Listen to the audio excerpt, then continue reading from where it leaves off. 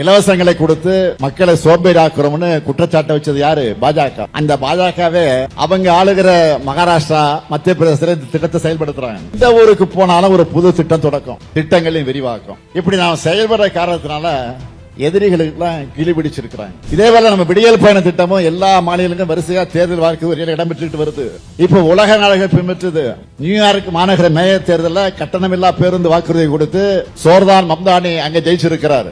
பொதுமக்கள் அனைவரும் தங்களுடைய வாக்குகளை உறுதி செஞ்சுக்கணும் கேட்டுக்கிறேன். நமக்கு தான் போட போறீங்க, இந்த ஆட்சி தான் வரணும்னு போட போறீங்க, அதுல எந்த சந்தேகம் இல்ல. ஆனால் வாக்காளர் பட்டியல்ல உங்கள் பெயர் இருக்கிறத நீங்க உறுதி செஞ்சுக்குங்க.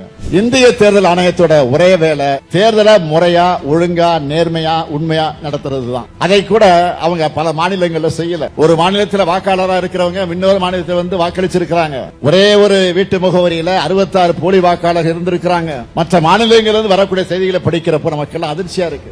குகை கோயில்கள், கல்வெட்டுகள்,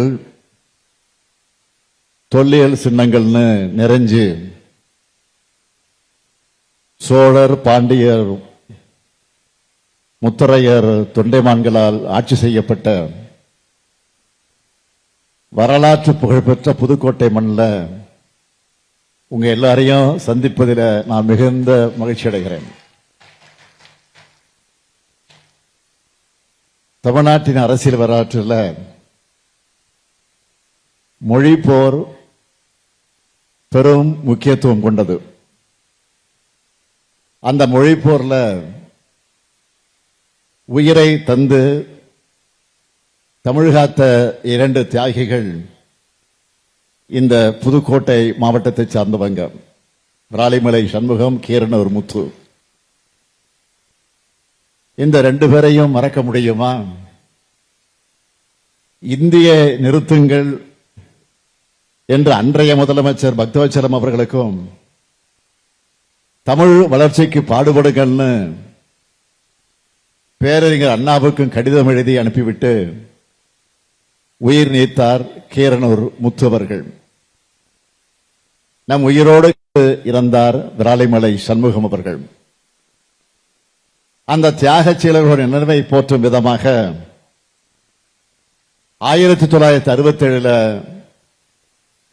கீரனூர்ல கீரனூர் முத்து சீரணி அரங்கமும், திருச்சி பாலக்கரையில கட்டப்பட்ட பாலத்துக்கு 2006 கீழப்படுவ சின்னச்சாமி, விராலிமலை சண்முகம் ஆகியோர் நினைவா சின்னச்சாமி சண்முகம் பாலம்னு பெயர் வச்சார் நம்முடைய முத்தமிழறிஞர் கலைஞர் அவர்கள். புதுக்கோட்டைக்கு எத்தனையோ சிறப்புகள், பெருமைகள் இருந்தாலும் அதுல முக்கியமானது என்னன்னு கேட்டீங்கன்னா, இந்த புதுக்கோட்டை மாவட்டம் தலைவர் கலைஞர் அவர்களால் உருவாக்கப்பட்ட மாவட்டம். 1974 ஆண்டு ஜனவரி 1ஆம் நாள் திருச்சி மற்றும் தஞ்சை மாவட்டங்களின் சில பகுதிகளை ஒன்றிணைச்சு புதுக்கோட்டை என்ற புதிய மாவட்டத்தை முத்தமிழறிஞர் தலைவர் கலைஞர் அவர்கள் உருவாக்கினார். இந்த புதுக்கோட்டை மாவட்டத்து அரசு விழாவை புதுமையா நடத்தி காட்டியிருக்கிறார் நம்ம மாவட்டத்து பொறுப்பு அமைச்சர் ரகுபதி அவர்கள். சட்ட அமைச்சராக இருந்தவர் இப்போது கனிமவளத்துறை அமைச்சராகவும் சிறப்பாக செயல்பட்டு வருகிறார். மக்கள் நலனுக்காக ஏராளமான முன்னோடி திட்டங்களை உருவாக்கி தமிழ்நாட்டை மீண்டும் தலைநிமிர வச்சு பொருளாதார வளர்ச்சியில சாதனை படைத்திருக்கக்கூடிய நம்முடைய திராவிட மாடல் அரசு மேல பலரும் அரசியல் லாபங்களுக்காக, வயிற்று பிழைப்புக்காக நாள்தோறும் அவதூறுகளை பரப்புறாங்க. அப்படி பரப்புறவங்களுக்கு முதல் ஆளா ஊடகங்களுக்கு முன்னாடி வந்து எதிர்வாதங்களை வைக்கக்கூடியவராக, பதில் கொடுக்கக்கூடியவராக இருக்கிறவர் தான் நம்முடைய ரகுபதி அவர்கள். தன்னுடைய ஆழமான ஆணித்தரமான வாதங்களின் மூலமா ஆட்சியை காக்கும் அரணாக விளங்குகிறார். அவருக்கு உங்கள் அனைவரின் சார்பில் என்னுடைய வாழ்த்துக்கள். அதே போல இந்த மாவட்டத்தின் இன்னொரு அமைச்சர் மாண்புமிகு மெய்யநாதன் அவர்கள் பிற்படுத்தப்பட்டோர், மிகவும் பிற்படுத்தப்பட்டோர் துறை மூலமாக மிக சிறப்பான பணியை செய்து வருகிறார்.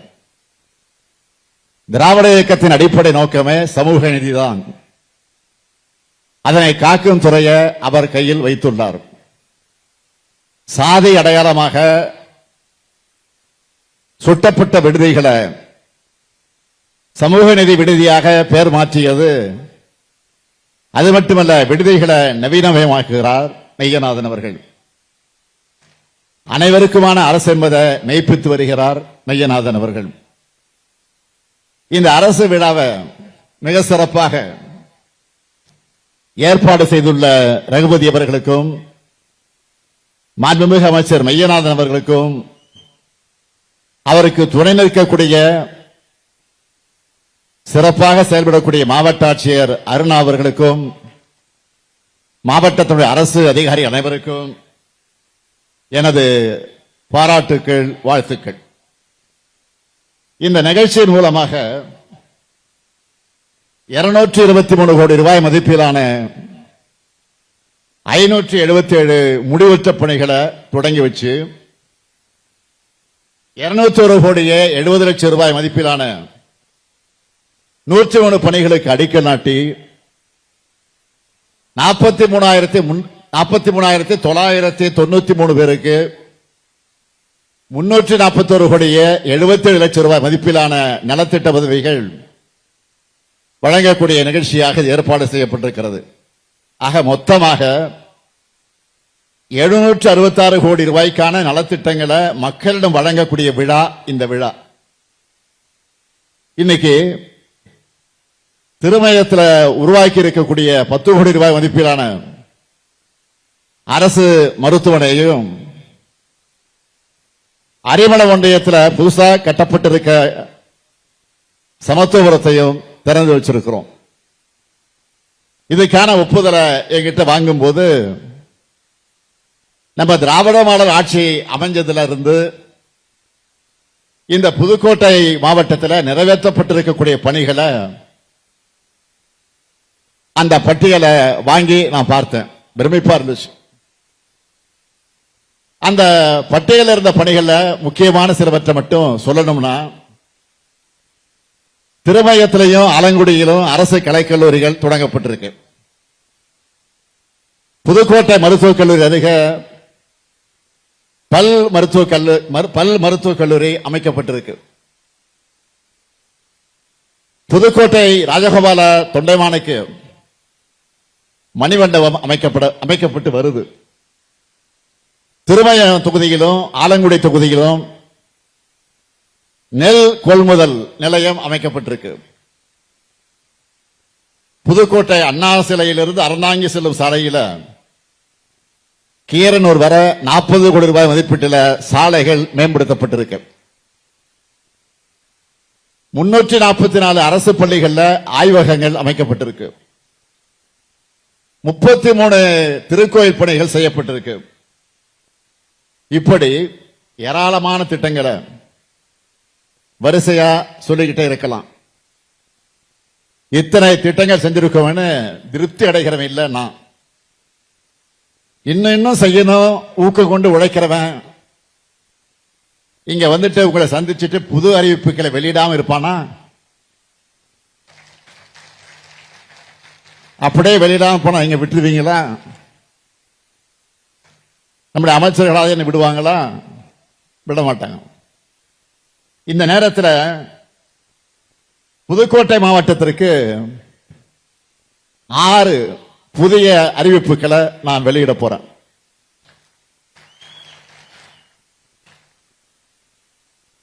முதலாவது அறிவிப்பு, அறந்தாங்கி வட்டத்தில் இருக்கக்கூடிய வீரகொண்டான் ஏரி, செங்கலநீர் ஏரி உள்ளிட்ட முக்கிய ஏரிகள் 15 கோடி ரூபாய் செலவில் புனரமைக்கப்படும். இரண்டாவது அறிவிப்பு, கீரமங்கலம் பகுதி விவசாயிகள் நலன் கருதி அப்பகுதியில் சாகுபடி செய்யப்படும்.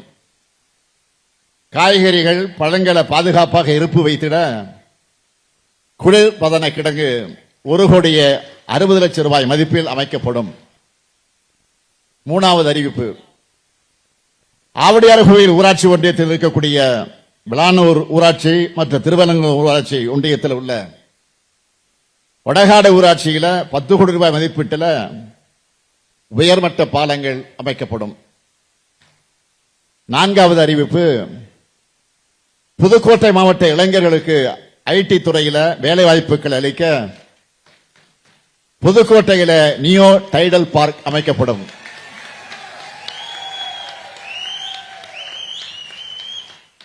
அடுத்து 2 அறிவிப்பும் கொஞ்சம் ஸ்பெஷல் அறிவிப்பு.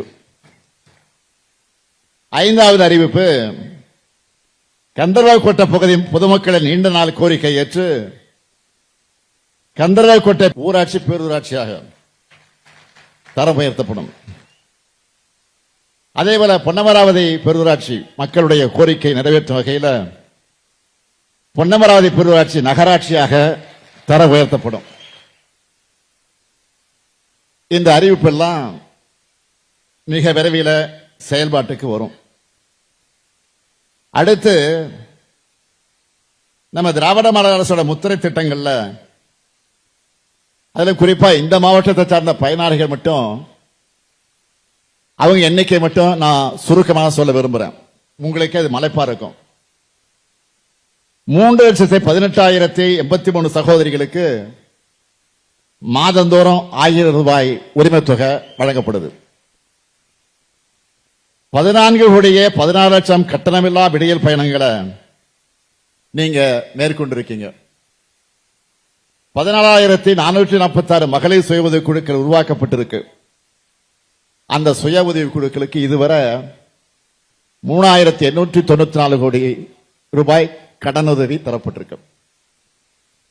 இன்னுயிர் காப்போம் திட்டத்தின் மூலமா 5,874 உயிர்களையும் குடும்பங்களையும் காப்பாற்றி இருக்கிறோம். மக்களை தேடி மருத்துவ திட்டத்தின் மூலமா 4,79,228 பேர் சிகிச்சை பெற்றிருக்காங்க. 88,000 பெண்கள் மகப்பேறு நிதி உதவி பெற்றிருக்காங்க. நலம் காக்கும் ஸ்டாலின் முகாம்கள் மூலமா 19,179 பேர் பயனடைஞ்சிருக்கிறாங்க. 66,000 மாணவர்களுக்கு தினமும் காலையில சூடான சுவையான சத்தான காலை உணவு வழங்கப்படும். 33,650 மாணவிகளுக்கு மாதந்தோறும் புதுமை பெண் திட்டத்தின் மூலமா 1000 ரூபாய் வழங்கிட்டு இருக்கோம். 64,025 மாணவ மாணவியருக்கு சைக்கிள் வழங்குகிறோம். 3,136 மாற்றுத்திறனாளிகளுக்கு பல்வேறு உதவிகளை செஞ்சுக்கிட்டு இருக்கிறோம். ஆதிதிராவிடர் பழங்குடியினர் நலத்துறையின் கீழ 44,000 மாணவ மாணவியருக்கு பல்வேறு உதவித் தொகைகள் வழங்கிட்டு இருக்கோம். அது மட்டுமல்ல, மிக முக்கியமா இதுவரைக்கும் 37,615 பேருக்கு பட்டா வழங்கி இருக்கிறோம். அதுல இன்னைக்கு மட்டும் 12,618 பேருக்கு வீட்டு மனை பட்டா வழங்குறோம். உங்களுடன் ஸ்டாலின் முகாம்கள் மூலமா இந்த மாவட்டத்தில் மட்டும் இதுவரைக்கும் 1,14,000 மனுக்கள்ல பெரும்பாலான மனுக்கள் மகளிர் உரிமை தொகை தொடர்பா இருக்கு. நான் உறுதியோடு சொல்றேன், தகுதியுள்ள அனைவருக்கும் மகளிர் உரிமை தொகை நிச்சயம் விரைவில் கிடைக்க போகுது. மகளிருக்கு உரிமை தொகை தரப்படும் தேர்தல் அறிக்கை சொன்னப்போ அப்படியெல்லாம் தர முடியாதுன்னு யாரு சொன்னா? தமிழ்நாட்டினுடைய நிர்வாகத்தை பாழ்படுத்தினாங்களே, குட்டிச்சோறு பண்ணாங்களே அதிமுக, அவங்க சொன்னாங்க. ஆனா நம்ம ஆட்சி பொறுப்புக்கு நிதி நெருக்கடி ஓரளவுக்கு சரி செஞ்சதுமே உரிமை தொகையை வழங்க ஆரம்பிச்சிட்டோம். அப்போ என்ன சொன்னாங்கன்னா, இந்த திட்டத்தை பாதையை நிறுத்திடுவாங்க அப்படின்னு வதந்தியை கிளப்பினாங்க. ஆனா அதுக்கு மாறா இது வரைக்கும் 27 மாதங்கள்ல 1,14,00,000 பெண்களுக்கு மாதந்தோறும் 1000 ரூபாய்னு ஒவ்வொரு மாதமும் மகளிருக்கு 27,000 ரூபாய் கொடுத்திருக்கிறோம். ஒவ்வொரு மாதம் 27,000 ரூபாய் இது வரைக்கும் போயிருக்கு ஒவ்வொரு மகளிருக்கும். 1000 ரூபாய் எதுக்குன்னு சில சம்பந்தம் இல்லாம பேசுறாங்க. நான் தெளிவா சொல்றேன், எங்க அண்ணன் ஸ்டாலின் கொடுக்கிற மாதாந்திர சீர்னு என்னுடைய சகோதரிகள் சொல்றாங்களே,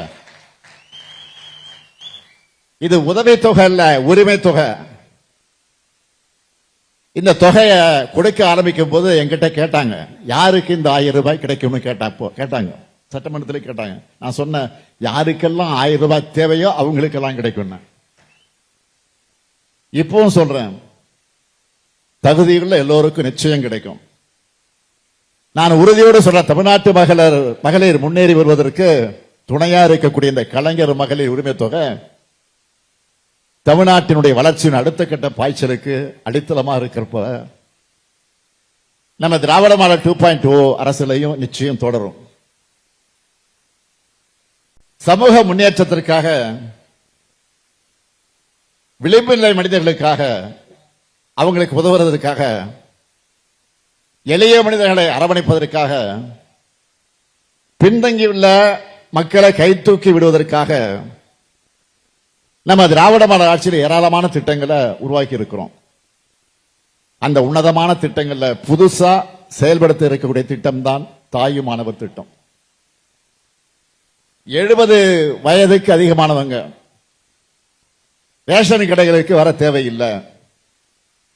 அவங்களுக்கான பொருட்களை வீடு தேடி சென்று வழங்க தொடங்கிட்டோம். இப்ப இந்த திட்டத்தில் பொதுமக்களுடைய கோரிக்கை ஏற்று 70 அல்ல 65 வயதுக்கு மேற்பட்டவர்களை திருத்தி 21 லட்சம் குடும்பங்களுக்கு வீடு தேடி ரேஷன் பொருளை தரோம். சில மாதம் முன்ன, அதுக்கு முன்னாடி காலை உணவு திட்டத்தை தமிழ்நாட்டில் உள்ள எல்லா அரசு உதவி பெறக்கூடிய மாணவர்களுக்கு விரிவுபடுத்தணும். அந்த விழாவில் மாண்புமிகு பஞ்சாப் மாநிலத்தினுடைய முதலமைச்சர் வந்து கலந்துகிட்டார். அடுத்து கல்வியில் சிறந்த தமிழ்நாடு நிகழ்ச்சி மூலமா புதுமை பெண் தமிழ் புதல்வன் விரிவாக்க திட்டத்தை தெலுங்கானா முதல்வர் வந்து கலந்து கொண்டு சிறப்பிச்சார். சில வாரம் முன்ன தென்காசிக்கு போயிருந்தேன். அப்பதான் கலைஞர் கனவில திட்டத்தோட 1 லட்சமாவது பயனாளிக்கு வீட்டை கொடுத்து மேலும் 1 லட்சம் வீடுகள் கட்டிக்கிட்டு வரோம் அப்படின்னு சொன்னேன். இப்போ அடுத்து அன்பு கரங்கள் திட்டம். அது என்ன? பெற்றோர்கள் இல்லாத குழந்தைகளின் 18 வயது வரையிலான பள்ளி படிப்பு முடியும் வர மாதம் 2000 ரூபாய் உதவித்தொகை வழங்கப்பட்டு வருது. அதனுடைய இன்னொரு தொடர்ச்சியாகத்தான் அடுத்த நிகழ்ச்சி அன்பு சோலை திட்டத்தை இன்று நான் தொடங்கி வச்சிருக்கிறேன். மார்ச் மாசம் பட்ஜெட்ல சொன்னோம், வேலைக்கு போற பலருடைய வீடுகளில் முதியோர்கள் தனிமையில் இருக்காங்க. அவங்களுடைய தனிமையை போக்கி நட்பு வட்டத்தை உருவாக்கி மனமும் உடலும் சுறுசுறுப்பா இருப்பதை இந்த மையங்கள் உறுதி செய்யணும்னு சொன்னோம். அதுக்காக 25 மையங்களை தமிழ்நாடு முழுக்க முதற்கட்டமா இன்று தொடங்குகிறோம். அவங்களுக்கு சிற்றுண்டி, மதிய உணவு, பிசியோதெரபி பயிற்சி, தொலைக்காட்சி, இண்டோர் கேம்ஸ் உள்ளிட்ட பொழுதுபோக்குகள், கைவினை பயிற்சிகள்னு தேவையான எல்லாமே அன்புச்சோலை மையத்தில் கிடைப்பது போல இந்த திட்டத்தை வடிவமைச்சிருக்கோம். இதனால வீட்டில் இருக்கக்கூடிய பெரியவங்களா அந்த பெரியவங்களை தனியா விட்டுட்டு வேலைக்கு போறவங்களுக்கும் டென்ஷன் இல்ல, முதியோர்களை மகிழ்ச்சியா பாதுகாப்பா இருப்பாங்க. இப்படி எந்த ஊருக்கு போனாலும் ஒரு புது திட்டம் தொடக்கம், திட்டங்களின் விரிவாக்கம். இப்படி நாம் செயல்படுற காரணத்தினால எதிரிகளுக்கெல்லாம் கிளி பிடிச்சிருக்கிறாங்க. அதுவும் வாக்கு வங்கி தேர்தல்னு எதை பத்தியும் கவலைப்படாம எல்லா தரப்பினருமான திட்டங்களா நாம் செயல்படுத்திட்டு இருக்கிறோம். இப்படி நம்ம திராவிட மாடல் செயல்படுத்த திட்டங்கள் பிற மாநிலங்களுக்கு மாடலா அமைஞ்சிருக்கு. தெலுங்கானா, பஞ்சாப்ல நம்ம முதலமைச்சர் காலை உணவு திட்டத்தை தொடங்க போறதா அறிவிச்சுட்டாங்க. இந்தியா தாண்டி கனடாவில் இப்போ இது செயல்படுத்தப்படுது. இதுதான் நம்ம மாடலுக்கு கிடைச்சிருக்கக்கூடிய வெற்றி. அது மட்டுமா, இலவசங்களை கொடுத்து மக்களை சோம்பேறியாக்குறோம்னு குற்றச்சாட்டை வச்சது யாரு? பாஜக. அந்த பாஜகவே அவங்க ஆளுகிற மகாராஷ்டிரா, மத்திய பிரதேசத்தில் இந்த திட்டத்தை செயல்படுத்துறாங்க. இதேவேளை நம்ம விடியல் பயண திட்டமும் எல்லா மாநிலங்களும் வரிசையா தேர்தல் வாக்கு இடம் பெற்றுட்டு வருது. அப்படி சொன்ன கட்சிகள்லாம் வெற்றியும் பெற்றிருக்காங்க. இப்ப உலக நாடுகள் பின்பற்றுது. நியூயார்க் மாநகர மேயர் தேர்தலில் கட்டணமில்லா பேருந்து வாக்குறுதி கொடுத்து சோர்தான் மம்தானி அங்க ஜெயிச்சிருக்கிறார்.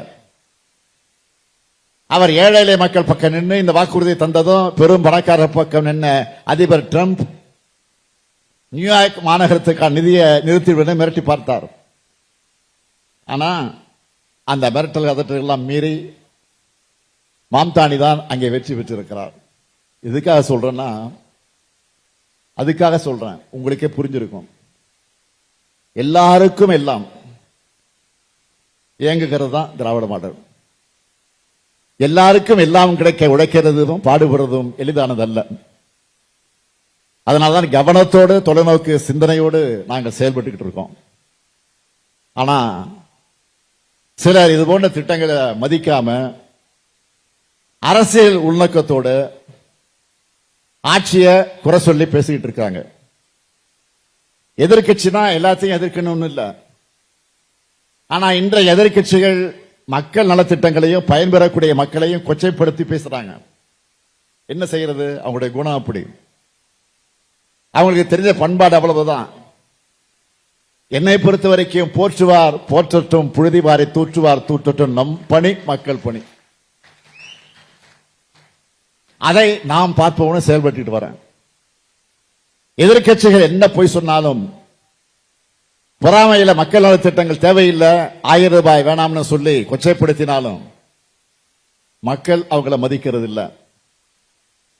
தொலைக்காட்சியிலையும் சமூக வலைத்தளங்களையும் பேட்டியளிக்கிற மக்கள் பலரும் நம்மளோட ஒவ்வொரு திட்டத்தை ஆதரிச்சு பேசுறாங்க.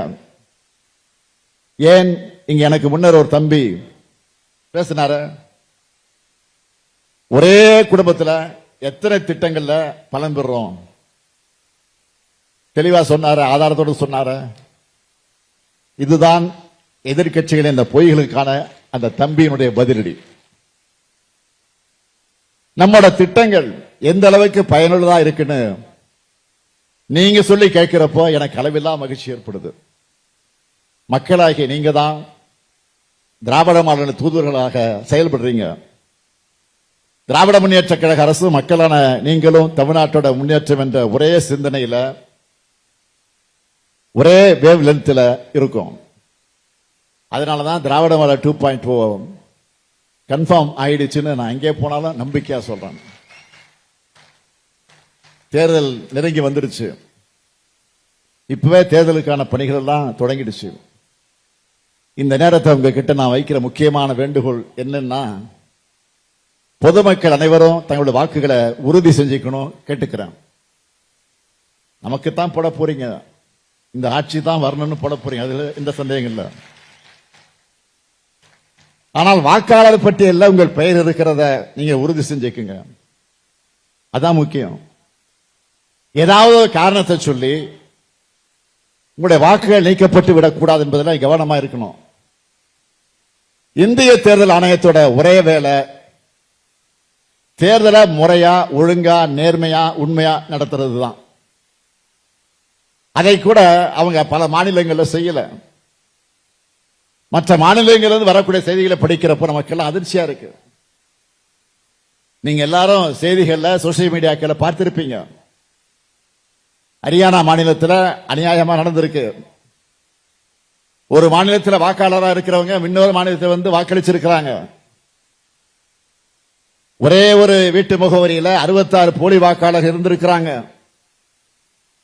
ஒருத்தருடைய வீட்டு முகவரியில 500 வாக்காளர்கள் இருந்திருக்கிறாங்க. அவங்க எல்லாரும் வேறு மாநிலத்தை சார்ந்தவங்க. முன்னாள் எம்பி ஒருவரை 2 மாநிலங்களை வாக்களிச்சு வெளிப்படையா போட்டோ போட்டிருக்கிறாரு. அந்த மாநிலத்தில் நாடாளுமன்ற தேர்தல் நடந்தப்போ வாக்களிச்ச 30 லட்சம் பேரால சட்டமன்ற தேர்தலில் வாக்களிக்க முடியல.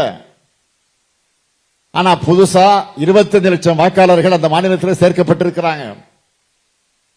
இது எல்லாத்தையும் மக்களுடைய எதிர்க்கட்சி தலைவராக இருக்கிறாரே, இளம் தலைவராக விலகிக் கொண்டிருக்கிறார் என்று ஆர்வீர் சகோதரர் ராகுல் காந்தி அவர்கள் இதை தெளிவா ஆதாரத்தோடு அம்பலப்படுத்தி இருக்காரு. ஆனா தேர்தல் ஆணையம் பதில் சொல்லாம பதுங்குறாங்க. இது ஏதோ தனக்கு சம்பந்தம் இல்லாத பிரச்சனை மாதிரி சைலண்டா இருக்காங்க. இந்த சூழ்நிலையிலாம் தமிழ்நாட்டை சார்ந்த ஒவ்வொருவரும் வாக்காளர்கள் கவனமாக இருக்கணும். உங்க பேர் வாக்காளர் பட்டியல் சேர்க்கப்பட்டிருக்கான்னு பாருங்க.